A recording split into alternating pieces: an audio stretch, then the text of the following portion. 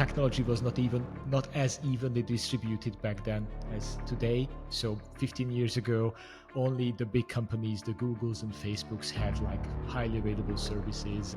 So I didn't have any contract lined up.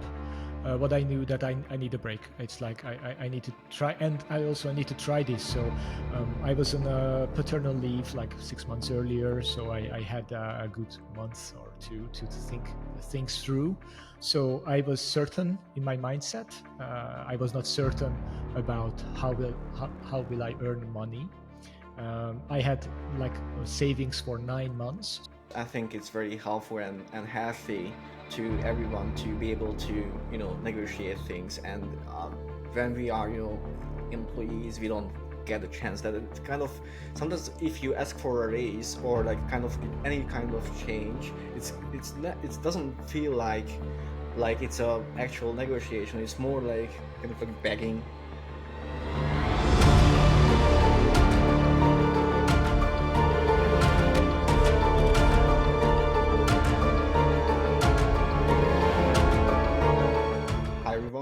Welcome to the Follow Pattern podcast.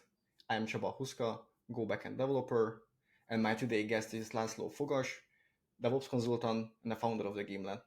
Thank you for joining. Hello, Csaba. Thank you for inviting me, and I'm very pleased to be here. So my first question would be: do you think that they really need cloud providers in order to build robust web applications? Very good question. I think I'm going to answer your question very soon, but maybe I respond with a question like, All right. How did we do it like before cloud, like 10, 15 years ago? So this was just a rhetorical question. And I think, yes, we were able to do those things back then. I think what is interesting that obviously technology was not as evenly distributed back then as today. So 15 years ago, only the big companies, the Googles and Facebooks, had like highly available services and the kind of scalability they have.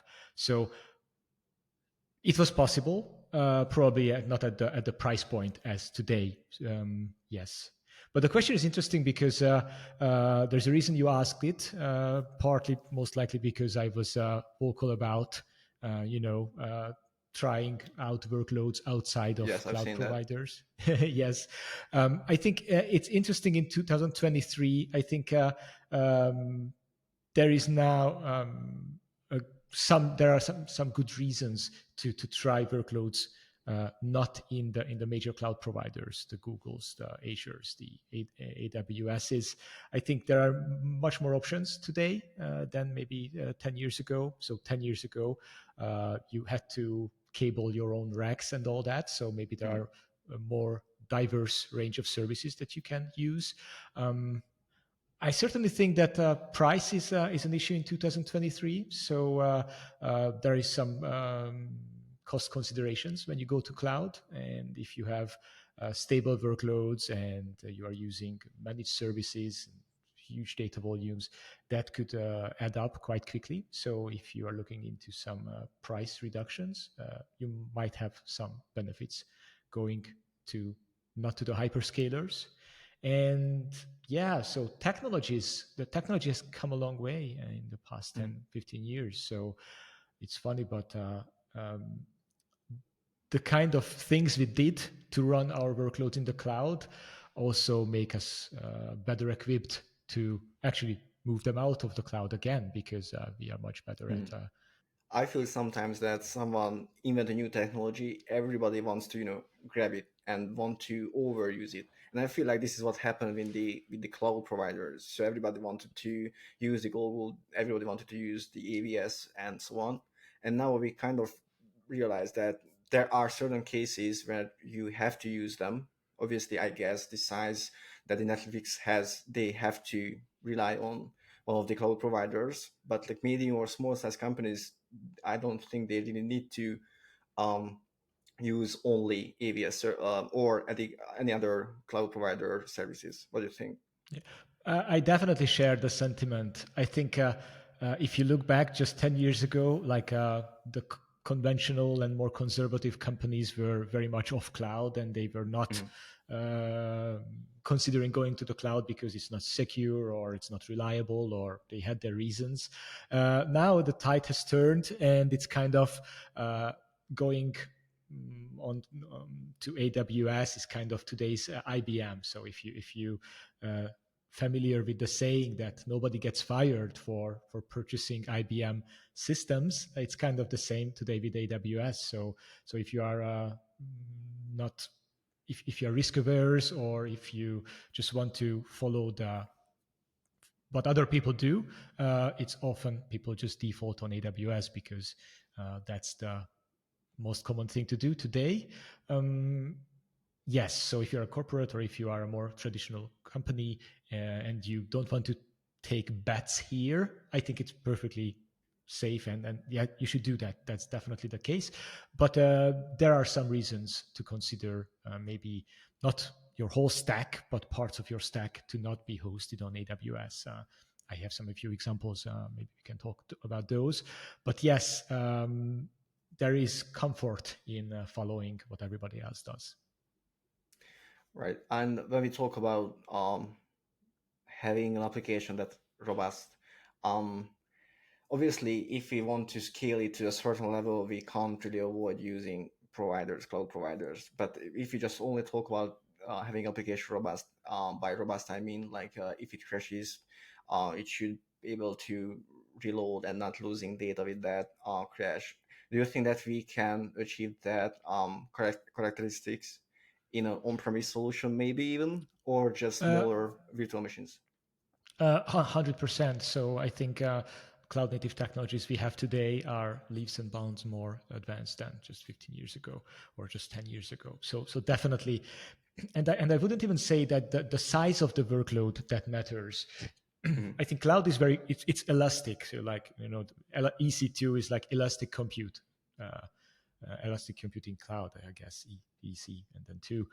So if you need the elasticity, you have Black Friday coming on, or something like that. You have to scale quickly to large numbers.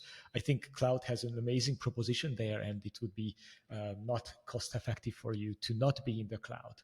But if your workloads are more mature, more stable, maybe you are in B2B, then your load is much more predictable, and then you can size and you can invest, and you can depreciate the capital investment you have. So yes, and yeah. No, keep going. No. So there's one part of the cost, and the size of the workload, and then there is the technologies. And you were asking about the technologies themselves. I believe with Docker and Kubernetes and all those technologies are available now. Just little over 10 years ago, there was no like container technologies widespread in the industry as today. So yes. I'm going to ask a naive question. So, do you think that can we build an application on premise or a smaller virtual application, keeping in mind that we might want to scale that in a higher scale in the future? So from the technology perspective, I think if you containerize your applications and so that's one thing. Now the packaging is there, and then of course there are a bunch of application concerns, like how do you manage state? Can you run in multiple replicas and so on? So if you design your applications keeping those concerns in mind, then yes, you can start out very small, even Mhm. just a single node running, I don't know, 10 containers on it. Later on, bring on a few more nodes or virtual machines. And honestly, hardware is crazy fast today, and the number of cores you can get is just amazing. So if you start out on the cloud and you still just start picking the 2 cores, 4 gigs of RAM kind of setups, but for the same price, for a bare metal on a bare metal provider, you can get, I don't know, 8 cores or 16 cores, which is kind of a difference that makes you think like it can make a lot of sense to not start on AWS, for example. We will get back to this. Before that, can we talk about how did you start your IT career? Certainly. I started out as a Java developer, Right. like back in 2007 and 8, or I don't know, Right. but yeah, it's around that time. I think people who wanted to, get a good job started out with Java. Was a safe option or a safe bet in Budapest, Hungary, like and basically everywhere. So Java is my home base, or where I started out, and then I started working for multinational companies in Budapest, Lufthansa Systems, which is one of the companies I worked for more like 4 years, and then um, I always had some sort of self-starter attitude. So Mhm. while you are working for a big company where things are perhaps a little bit slower than you would want, and Mhm. maybe the technologies are not as exciting as you can do after hours. I did some Android programming in 2009 and 10, and Mhm. yeah. But then Java was Uh, my yeah. Go ahead. I just wanted to ask that, was it hard to switch to Android? So I never really write application to Android, but as far as I remember, it's kind of close to the Java, or it's Kotlin, or maybe I'm not entirely sure. So it's been a long while when I programmed Android, and back then one of the selling point for me that it was Java. It Hmm. wasn't the same JVM. It was a different or re-implemented virtual machine, but Yeah. all the Java things I was writing just compiled uh, without any issues on Android. So that was definitely um, a good entry point for me into the mobile world. And mobile back then was very exciting. And I didn't even have a smartphone back then. And the first Android phone I got was like a huge, chunky, the Google G1, and it was very exciting to program to Android. Uh, Later on, actually, the sort of the mobile world lost me when there were many more form factors, different screen sizes and dimensions and so on, and support was not like in the development tools were not very good, and I only had a single device, and it felt like it's that I can't be as good as I want to be, and I sort of got discouraged by that. But then Java was a ticket for me for my next job. I actually wanted to live abroad. Hmm. Me and my girlfriend we picked Denmark, and Java was a ticket really How to come Denmark? that's a good question. People back then were going to London and Great Britain and maybe Germany or something like the big countries. Um, we always felt like we are kind of too special for those countries, or those countries are very conventional.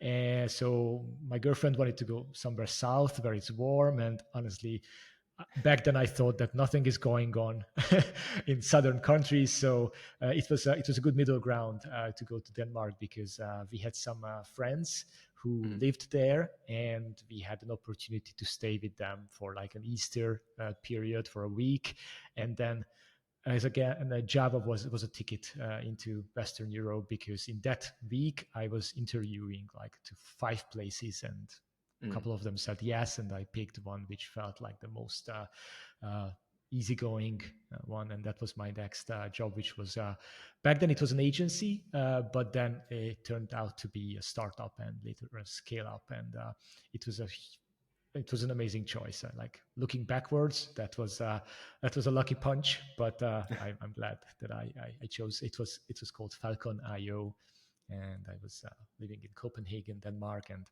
at first I was doing Java, so Hmm. like they had the same stack, like EGB3s and JBoss application servers and so on. Uh, but then in a startup, you do all kinds of things. So I did some front end, but mostly cloud operations from a very early day, 2011. We were doing AWS, and I was running the servers, and yeah, things like that. And after you, I guess, you started work on the DevOps, I assume, as it was in the same company or different company. It was the same company, so I spent a good 5 years there. And as I said, like startups, you can't really pick just one Hmm. specialty area. You have to be like all over the place, and honestly I enjoy that kind of thing. So being just in the IDE or just mastering a single programming language, that has never been my only goal. Or honestly, I much more go wider in different Mhm. areas and pick up things there or help out and so on. And suddenly I was a DBA and, and a cloud infrastructure operations person and all that. And it was quite exciting to actually be responsible for the whole stack, like operation wise and backend programming wise, and how to scale jobs and so on. And and I assume that when you started to work in a DevOps engineer, you didn't use Java too much. I guess the application were written in Java, but maybe the surroundings were written in different languages, Python, I assume, or any shells, or maybe even Golang. Yeah, so the word DevOps, I think we didn't use that word at that point. And when you are operating things like, yeah, it's a bunch of scripts either in Python or Bash or I don't know. So it's not like a high level typed programming language like Java. And we started picking up infrastructure as code, I think, in 2014 maybe. We Mhm. picked up Ansible, so that was Python related and all kinds of things. Yeah, and then the next frontier was containerizing our applications and how to run them at scale. At that point, actually, I left the company, or around that point. It was a very difficult thing to do back then. There were so many competing technologies, Core OS, Fleet, and and Docker Swarm. Maybe that wasn't even out back then. It was Mesos, Apache Mesos, and so on. So there were so many different areas, and honestly, we were not focused enough to pick just one and become experts. So uh, I think it took like a good year until we were just postponing and exploring things. And at that point, actually, I left the company, as I said.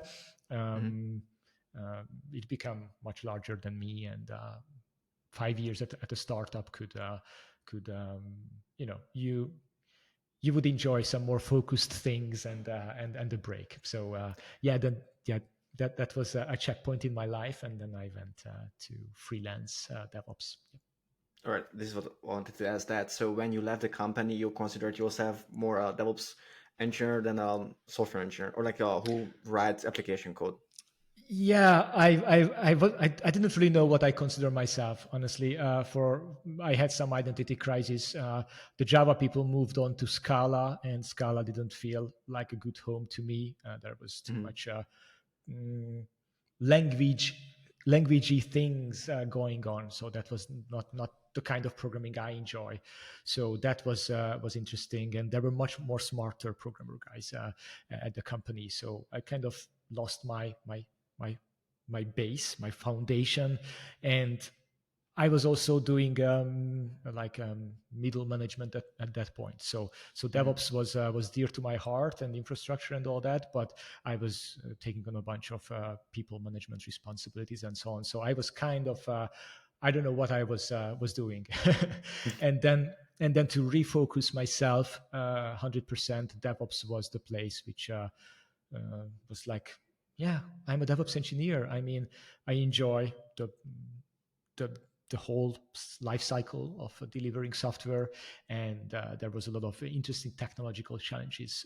So basically, the first few months after uh, leaving a salaried job was me sitting in a co-working place and learning Docker, doing tutorials, Docker Compose, and then all kinds of CI things, and then you needed to orchestrate those containers. And Kubernetes in 2016, late 2016, looked to be the dominant one. So Docker Mhm. Swarm was out, but it didn't have a really good reception and press. They had a bunch of issues and stuff. So I was jumping on the Kubernetes train December 2016. And so you said you started to or like you started your freelancing, and then So did you have like a contract, or you just said it one day that okay, I'm going to leave my employment status and let's see what's going to happen, and I open my freelance license and let's go?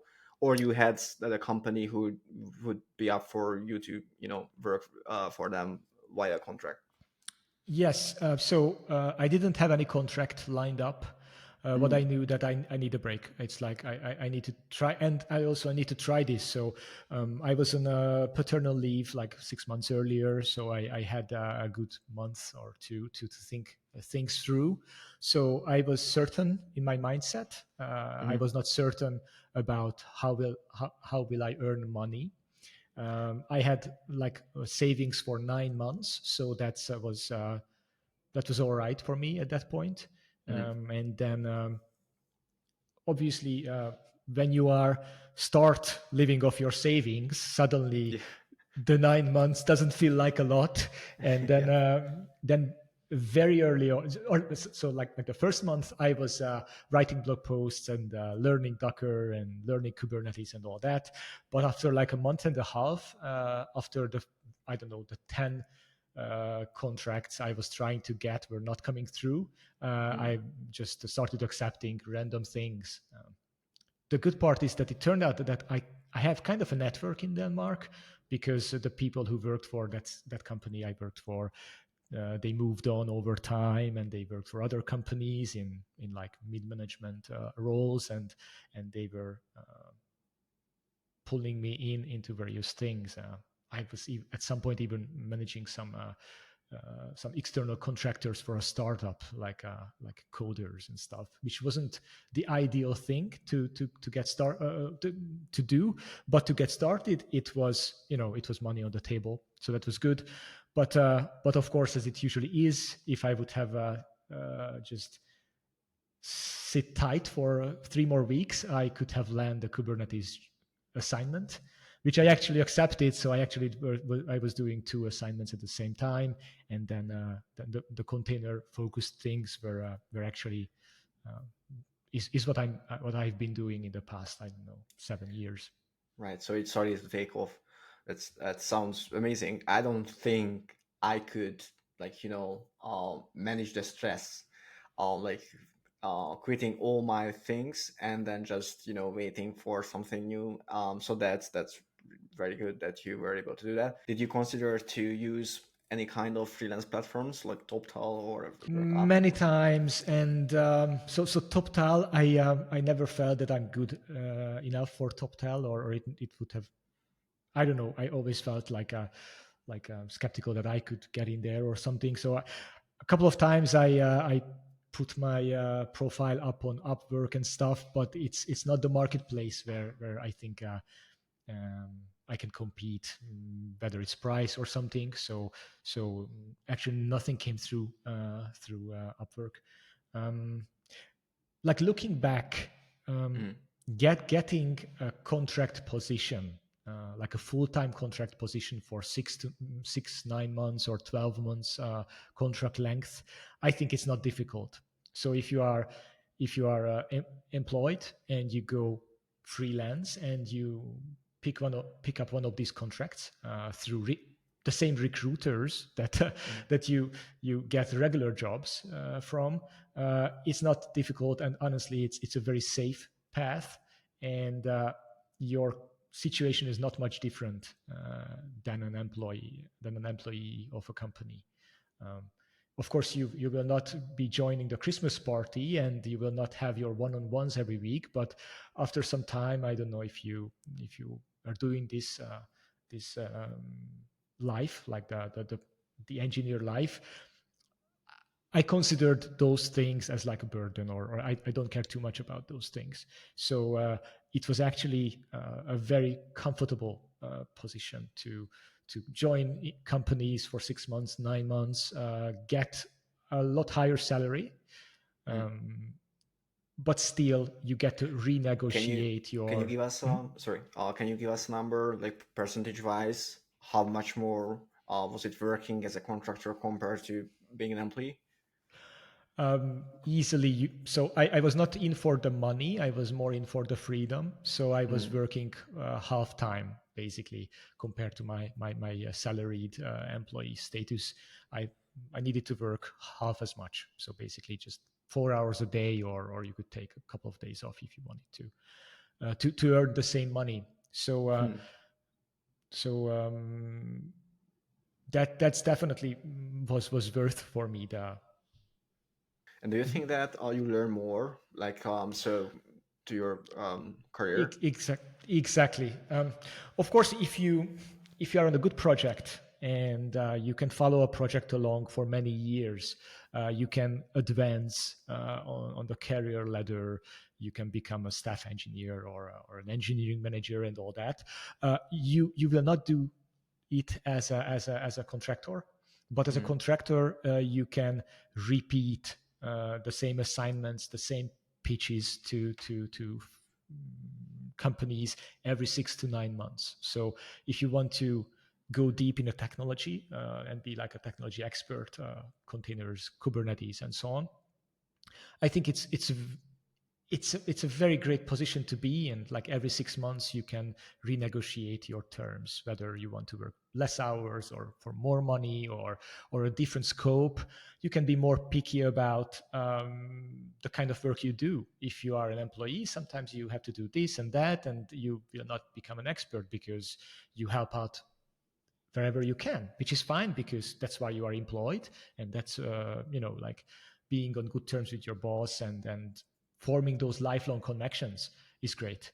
I think it's very helpful and healthy to everyone to be able to negotiate things. And when we are employees, we don't get a chance. That it's kind of sometimes if you ask for a raise or like kind of like any kind of change, it's not, it doesn't feel like it's a actual negotiation. It's more like kind of like begging, like so it's so awkward, the whole thing. I didn't really like that. So this is one of the thing that I'm really happy I started to be a contractor, because every time we finish the contract, so just we says, for example, if we agree on like half year or a year, and after the 1 year we can decide if we want to continue, and we can renegotiate the whole thing. And it's just more helpful and more not helpful, it's not the best words, it's more healthy to both Healthy. of the parties. And compare, so it's not, I don't feel like I'm under my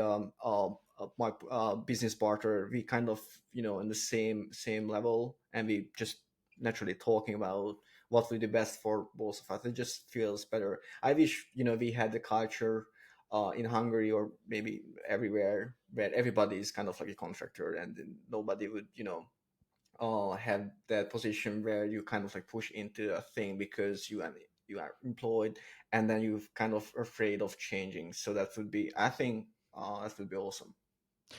100%. And I love the word healthy.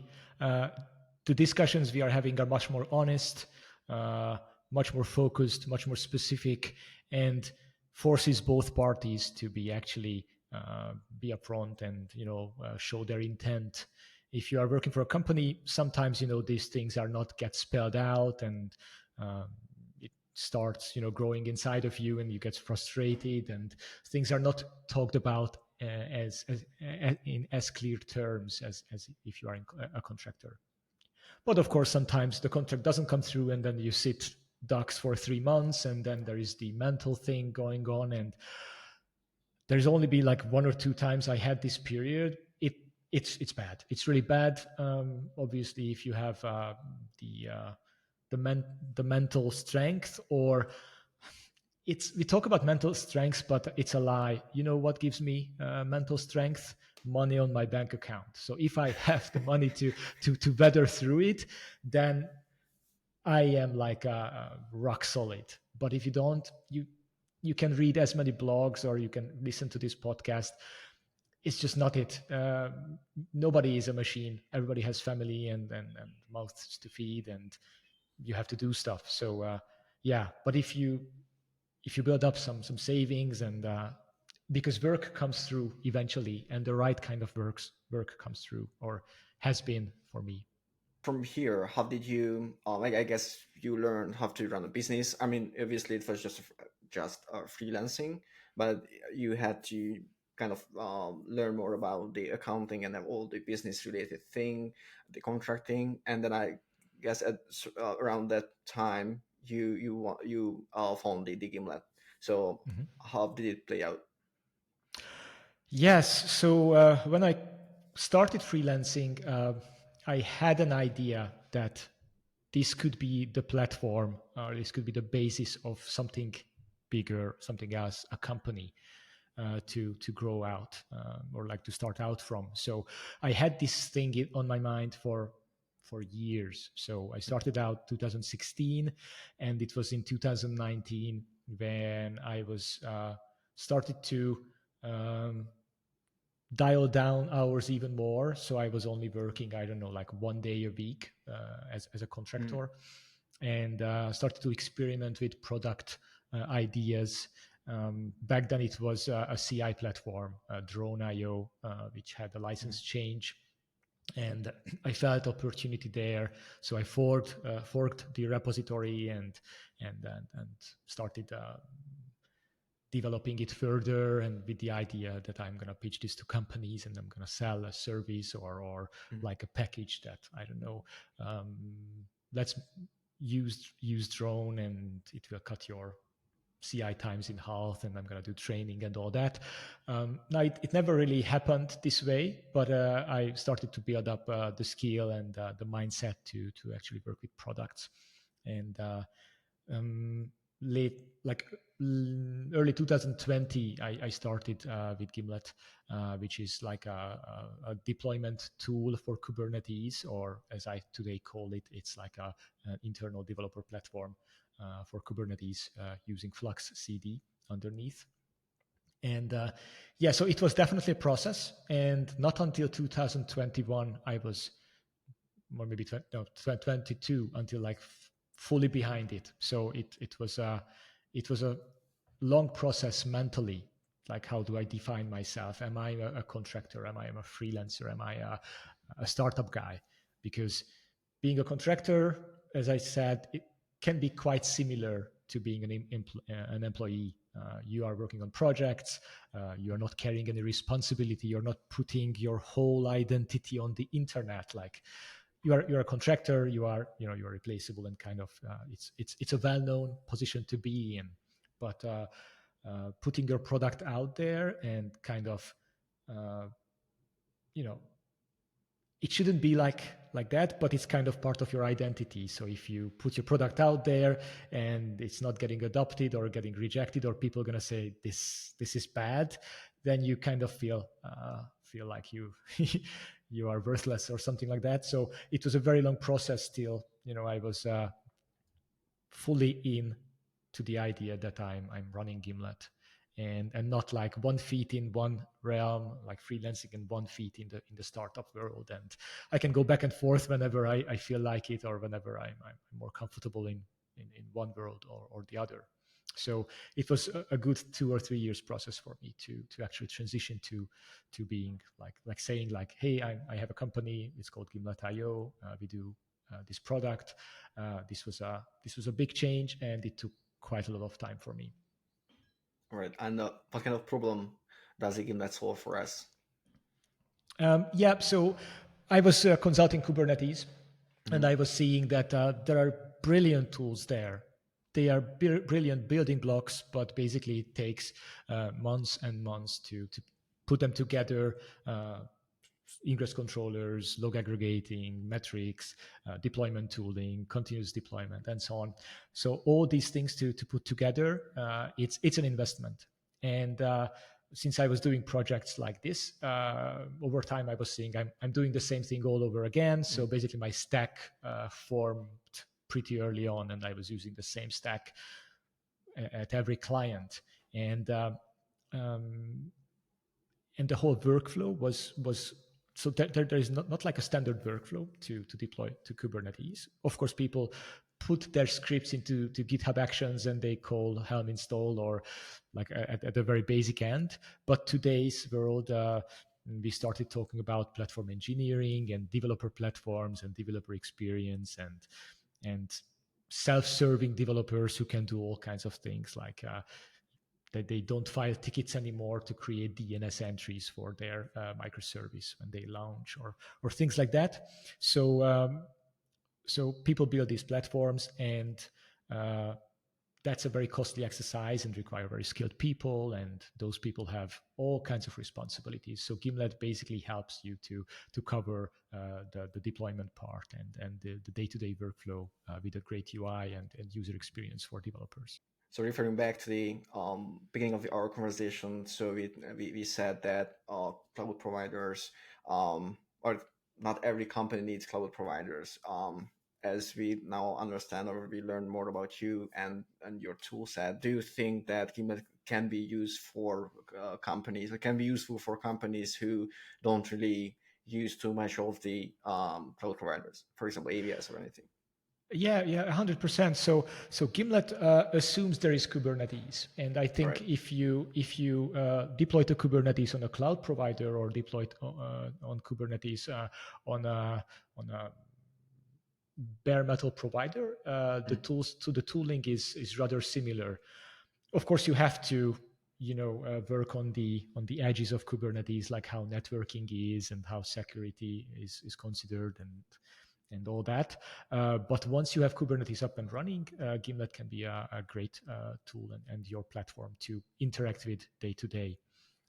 So yes, for example, we use Gimlet to manage our cloud offering, and we run on Hetzner. Due to price considerations, it was for us a no-brainer to start out there.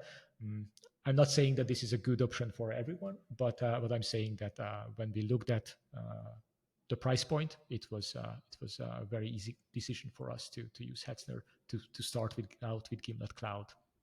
And if you talk about the size of the companies, so who would you recommend Gimlet to? So like Okay. small size, medium size, or larger? Yes. So historically, we've been working with small to medium-sized B2B businesses who are running a SaaS platform in the Nordics region. So that's basically my home turf from consulting, and that's the kind of size of company. Let's say from 3 to 50 developers or 5 to 50 developers, where I feel comfortable. That's where there is some structure, but it's very flat, and the processes are not covering everything, so you can actually do stuff very very quickly. So this is where our current client base is. I don't know, a few Scrum teams. Working on a product every day, and they have, like, I don't know, either just a few well-sized monoliths or like 50 microservices or something like that. I think Gimlet can scale further up. So in terms of number of services, in terms of teams, we have features that scale quite well. It's more like the kind of companies that we are able to address, and that the companies who take us seriously. So we are still a small company. Like, we are like three people with contractors on the side.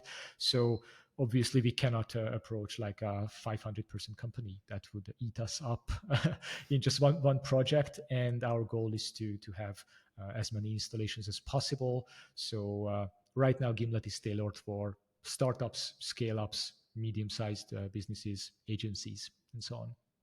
And we are in Europe, and I love working with Europeans. So that's where our focus is right now. So when we say Europe, do you mean like a western part of the Europe, or Central Europe, or are you actually open to every? So is it more like the preference to you want to work with European companies, or you just happen to be like that? It happened to be like that because so I was living in Denmark until Yeah. 2018, and then when I came home, I was keeping the client base, and basically every time an old colleague moves to a new company, the kind of Laszlo is attached to the deal. It's not like that, like but I sometimes I feel like that, and that's a great feeling. So we have the user base in Scandinavia, and honestly, it's only this year that I started to engage more with Hungarian, the Hungarian community, and I started to was have. about Mhm. to ask that. So if you target Central Europe, Hungary obviously included, Romania, um, Poland, and so on, do you target these countries? Not yet. However, I see that there are great communities like the Cloud Native Budapest, Cloud Native Szeged. So we are running that in Szeged, and I'm seeing that there are similar meetup groups in Timisoara, and I'm going to Austria next week. So I started to focus more and more in this area because there are great developers here and great minds. So product-wise, it's a very good I don't know group to be in. Mhm. As for client base, we just don't have any companies in this region like paying customers. But I'm not against the idea. Yeah, so that's just historical things. But we are more and more into the local communities in Hungary. So we love doing that.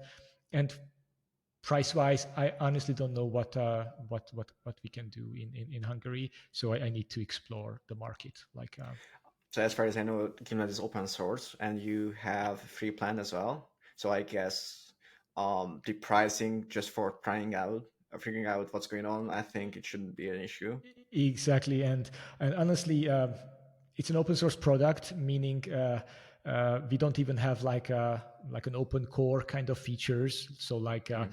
uh, other features for paying customers and so on. So if we meet a great company in Hungary, they can just use it for free, and we are doing community support. I'm supporting a guy. It's not a local local person, local company from South Africa. He's using Mhm. Gimlet. He's happy and everything, and I'm doing so much community support for him just because we are glad that the product works out for them. And if they have like recently they had some production issue with some persistent volumes acting up, I was great to just jump in and help them. And I would happily do the same for anybody in the local communities. And the way we earn money is doing support and cloud kind of a consultancy work, like one of Mhm. things around Gimlet, whether they are going through SOC 2 compliance audits and so on. There is a lot of work related to that. When they need to restructure, I don't know, their networks or their databases, we are doing a bunch of Terraform work and basically just to help them to adhere those compliance regulations. That's where we earn money today. So it's not license fees too much, but that's just how it is today. Right. So you mentioned that you try to build communities, and you actually building communities. The Cloud Native Second or on Budapest, the same thing. What do you think, based on your experience on the meet during the meetups or any kind of connection with Hungarian companies? What do you think? How we are with integrating cloud technologies in home or at home? Okay, it is a very interesting question because so we are running a cloud native Sagad, and Mhm. we usually have a very good turnout, like 20, more than 20 people in each meetup. And in Sagad, it's only just half of the people who actually use these technologies. Hmm. So Interesting. yes, the other half just comes because it's They are it's a excited. they are excited, they are curious, they are engineers, they love interacting with, and there is not many much other meetups in Szeged. So I definitely saw this kind of split between the audience. And it's one part is kind of sad because it would be super great to like geek out on Flux and everything, but the other half is super deep and knowledgeable about these. In Budapest, I think the situation is different. Everybody's using Flux, or they bring the Prometheus use cases, or right now we are discussing Dagger.io for CI/CD. So Budapest is a much bigger group of people, like a group of engineers, and finding 20 who is interested about cloud native and using it in production is a lot more easy. Um, that said, I used to organize Cloud Native Copenhagen, and Mhm. I'm visiting, and there is Cloud Native Aarhus and Aalborg, and I'm going there. Those guys are on the cutting edge. So when I'm not sure if, for example, if you are familiar with Backstage, like a developer portal solution. The world is now doing those backstage projects, and they have been running it for, I don't know, for a year. And the same was true when I just started looking at Flux. Their cloud native bank Lunar was running it for a year, and they were a huge advocate for me as well to pick it up. So I see that, for example, Denmark is on the cutting edge, and they are very receptive to any marginal improvements. So they are very much on the forefront. But I found amazing people in Hungary as well. Um, that's why I'm doing these meetups. So How long have you so been doing these meetups? founded Cloud Native Copenhagen back in 2017. I was running it for 2-3 years. Then I Mm-hmm. came home, and then I founded Cloud Native Szeged 21 maybe. So like 21? Okay, so yeah, it's or not a yes, while ago.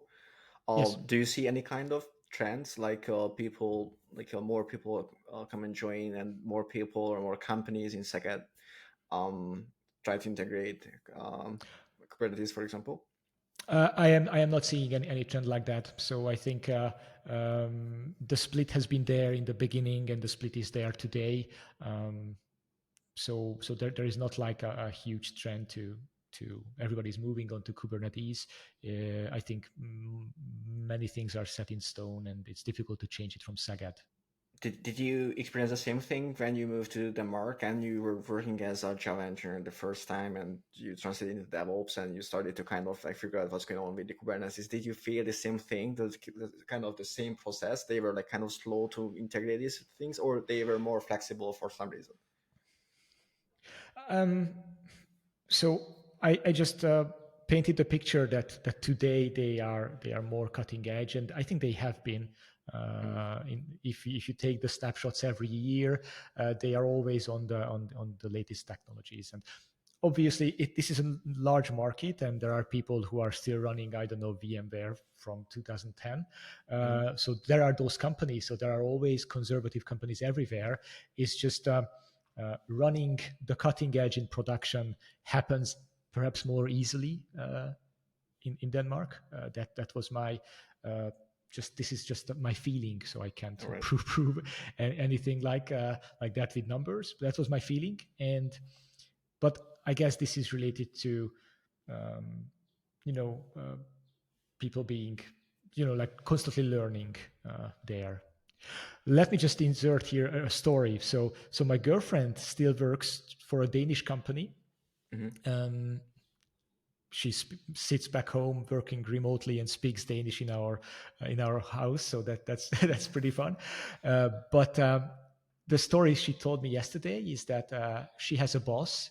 He is 45, kind of, and Mm-hmm. he was joining an OpenAI course in Denmark for creatives. So he's an ad or like marketing person, Mm-hmm. and he was joining this course. And when he came home, the boss was saying that, yeah, it was all nice and everything, and honestly, they were teaching them very cool things. He made a speaking Obama head, so like I don't know how to make that, Yeah. and this person um, was making it at the year of like as a 45-year-old person, and his complaint was everybody was older than him on the course.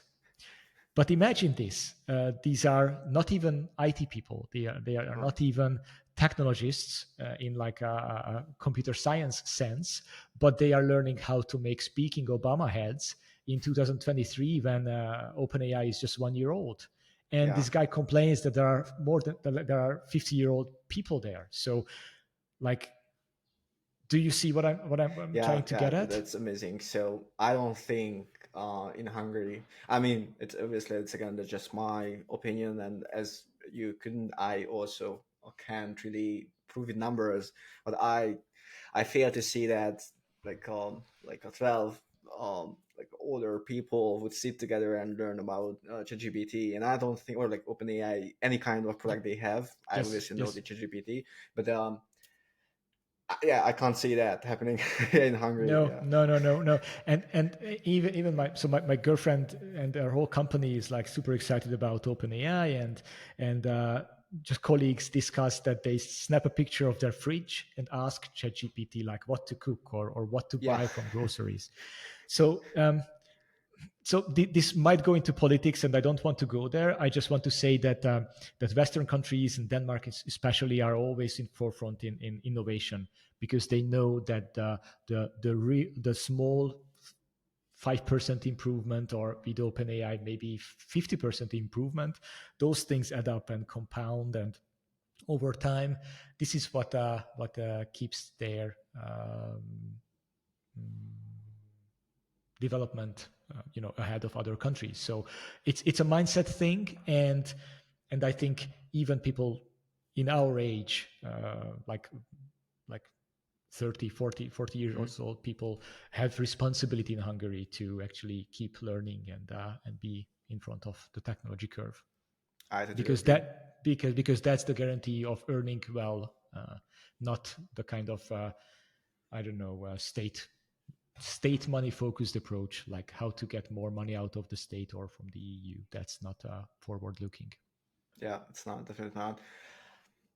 So talking about the AI, generative AI, ChatGPT. So you also mentioned that you do community support, and I would assume that it could be a large amount of work. Did you think about introducing ChatGPT? Or I'm not sure if you see that. Like 2 days ago, they streamed about their latest release, and they allow you to build your own instance of the ChatGPT. Did you think about integrating into your tool or into your support work? Yeah, so it's not overwhelming at this point. So I'm not as successful as, I don't know, maybe Coolify and other tools like that. Who like I just feel from Twitter that the guy is overloaded with support requests. Mhm. I haven't considered it deeply. I'm aware of the announcement, and I'm aware, for example, you are doing nomad things in Bali right now, if I'm not correct. Yeah, yeah, Then that's correct. the Nomad List website and Levels.io from Twitter. He already made his GPT version of himself. So I am aware of the possibilities, but obviously practicing is where actually things are making a difference. So um, I know the possibility, haven't planned it yet. No, I'm doing streaming instead and just learning elsewhere. And I think I just did like a brief look on what Sam Altman said. He's the CEO of the ChatGPT, and Yep. you can basically upload files, and that Yep. instance is going to learn that. So I assume Yes. you have the documentation already. So you can upload that file, which wouldn't take that much time, and that your instance is Exactly. going to learn how to reply, how to answer questions, Yes. for the community.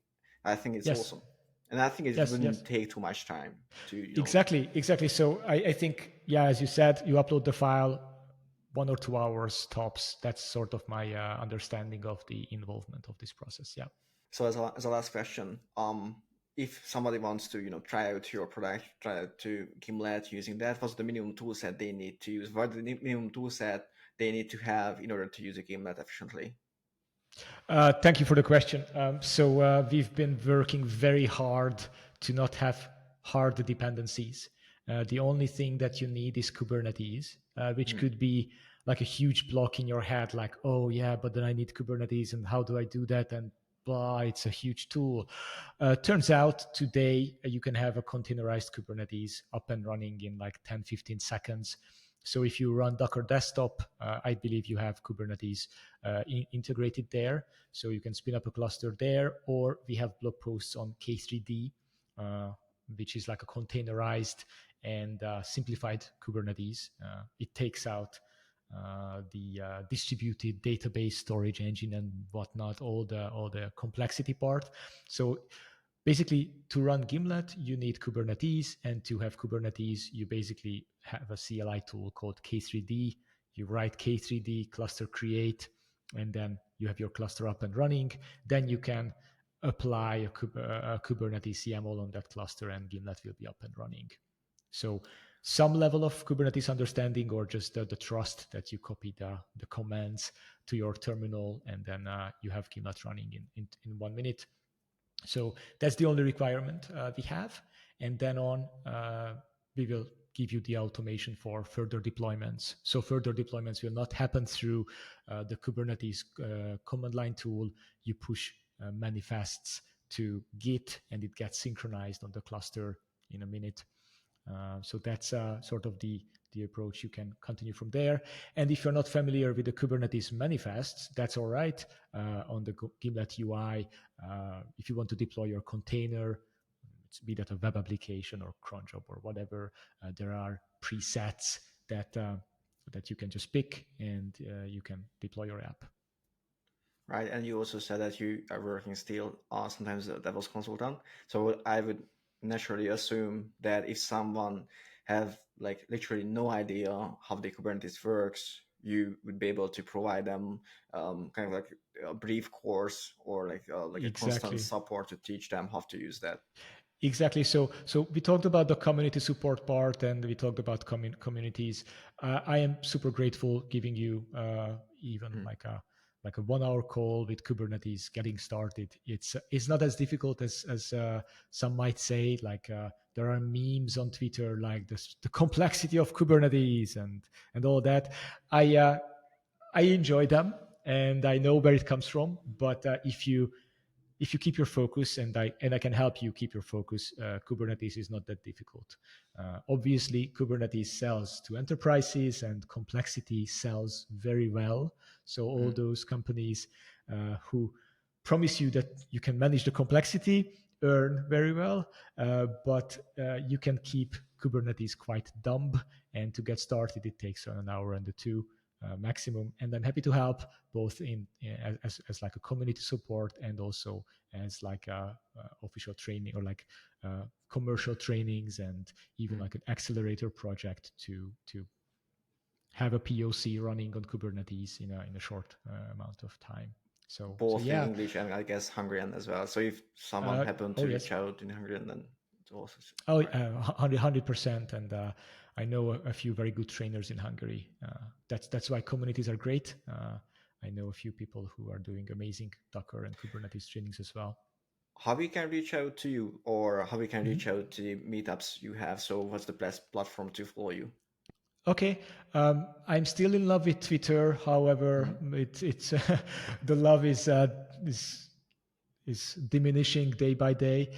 So Twitter, Laszlo CPH, that's where I hang out every day or all day. LinkedIn, it's Right. Laszlo.Fogas, which that's my handle. And the communities we are running, meetup.com is the place to All right. find. I'm going to include that in the description. And so you just mentioned that you don't really like Twitter. Why is that? One part, obviously, there are the you don't feel good about using Twitter anymore because of the kind of statements a certain person is making, and second, it's just not good for marketing. The organic reach is ridiculous. So whenever it's low, it's too low. Did you use before for marketing before Elon bought the Twitter? I was using it, and it was never good. Mm, And if you want to do marketing, LinkedIn is my recommendation to you. LinkedIn is the the algorithm, like the algorithm there is much more straightforward, and you reach more people.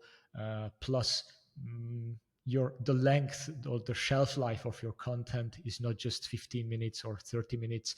I'm getting likes on posts I made 2 weeks ago as well. So yeah, so LinkedIn is the place if you are if you market. Otherwise, you find me on Twitter and Gimlet.io, and yeah, those places. Speaking about Twitter, I just get excited about this topic. So you said you've been using Twitter for kind of marketing before Elon bought the Twitter, and you still kind of use that. So what's the, let's say, like the impression change you've seen during this period?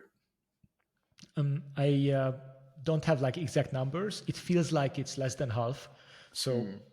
previously I made a tweet, 200 people was the reach was at least like 200 people, and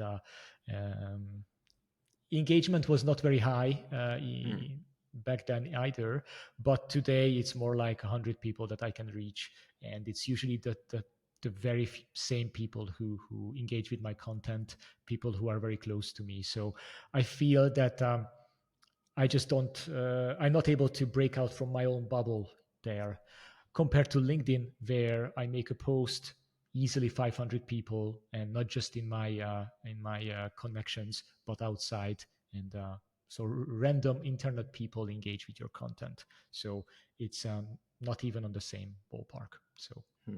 Understand. And obviously, we should add that for these numbers that you deal with technology, and then it's not as general than, for example, a UFC tweet would be with that Yes.